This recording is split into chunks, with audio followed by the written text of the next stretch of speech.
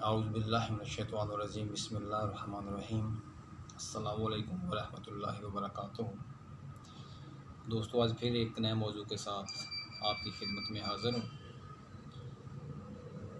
इससे पहले कि अपने मौजू का आगाज़ करूँ, जिन दोस्तों ने अभी तक भी मेरा चैनल सब्सक्राइब नहीं किया, उनसे गुजारिश है कि वो चैनल को फ़ौरी तौर पर सब्सक्राइब करें ताकि आने वाली हर वीडियो आप तक बआसानी पहुंच सके।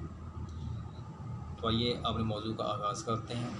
आज का हमारा मौजू है सोज़श मैदा, यानी मैदे की सोज़। तो आइए अपने मौजू का आगाज़ करता हूँ।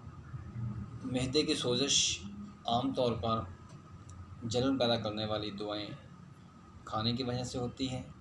मसलन एस्पिरिन, शराब और फौलाद के मुरक्कबात जितने भी हैं, उनसे सोज़श मैदा पैदा होती है। जो लोग जोड़ों के दर्दों की दवाई इस्तेमाल करते हैं, जोड़ों की दर्दों की दवाई खाने की वजह से भी मैदे के अंदर सोज़श हो जाती है। गुर्दा के फेल होने के नतीजा में जब खून में यूरिया की मकदार बढ़ जाती है तो खून में पीप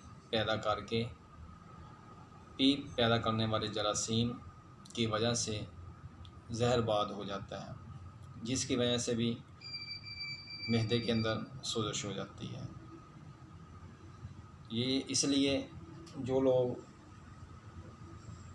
गुर्दे फेल होने की मेडिसिन खाते हैं या यूरिया को कम करने के लिए मेडिसिन खाते हैं, उनको एहतियात करनी चाहिए इन चीज़ों से, क्योंकि ये भी मैदे के अंदर सोज़श पैदा करती हैं। सोज़श मैदा की झिल्लियों में मतवरम होने की वजह से, क्योंकि मैदे की झिल्लियाँ उसके अंदर मतवरम हो जाती हैं, उनके अंदर सुर्खी आ जाती है, ज़्यादा सुर्ख हो जाती हैं मैदे की जो झिल्लियाँ हैं, इसलिए उसको सोज़श करार दिया जाता है। इसके अंदर भी भूख जो है ये बिल्कुल ख़त्म हो जाती है।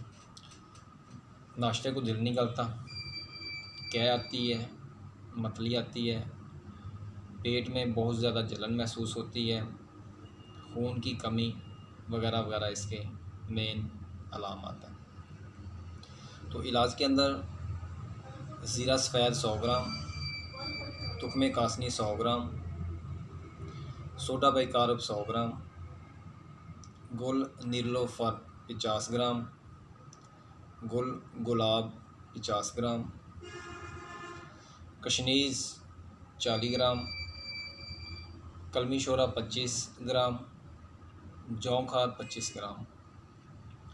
इन सब चीज़ों को पीसकर सफ़ू बना लें और एक एक चम्मच टीस्पून सुबह दोपहर शाम खाना खाने के बाद ताज़ा पानी के साथ या अर्के मको और अर्के कासनी के दोनों को मिलाकर उसके साथ खाना खाने के बाद खाएं 3 टाइम, सुबह दोपहर शाम। बहुत ज़्यादा मुफीद है।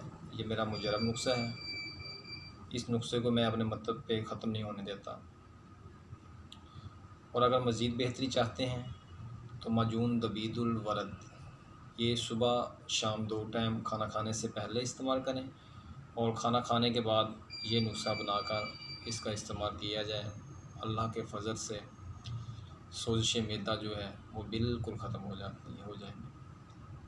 बहुत शुक्रिया। अस्सलाम वालेकुम।